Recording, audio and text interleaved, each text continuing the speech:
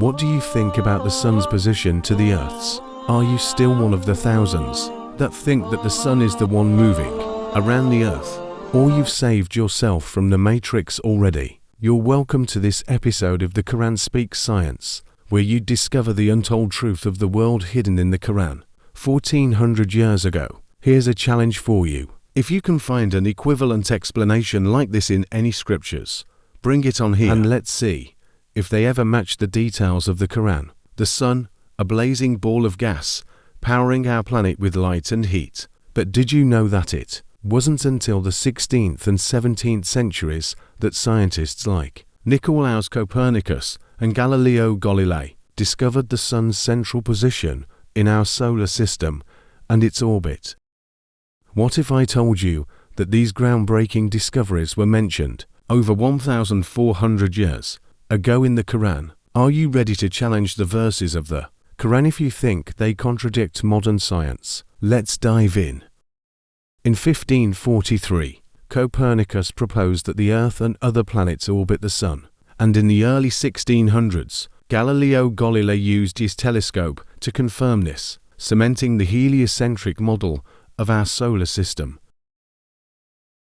But centuries before these discoveries, the Qur'an already detailed all these scientific facts, telling humanity the daily functions and habits of the sun. In Surah Al-Anbiya, chapter 21, verse 33, "And it is He who created the night and the day and the sun and the moon. All heavenly bodies in an orbit are swimming with great precision." In Surah Yasin, chapter 36, verses 37 to 40, the Qur'an states, 37, "And a sign for them is the night. We remove from it the light of day, so they are left in darkness." 38, "And the sun runs on its fixed course for a term appointed." That is the decree of the Almighty, the All-Knowing.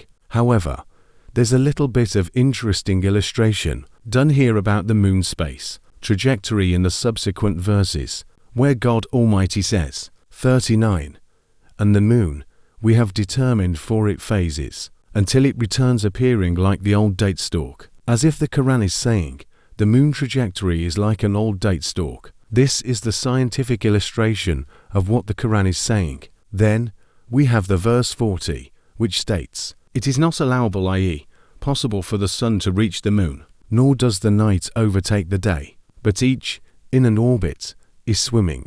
Isn't it fascinating how these verses clearly define what we've only recently come to understand through science? Could this be a mere coincidence, or is it proof of the Qur'an's divine insight? If you're intrigued by these connections between science and faith, hit that subscribe button and stay tuned for the next episode of The Qur'an Speaks Science. Let's explore the wonders of the universe together through the lens of the Qur'an.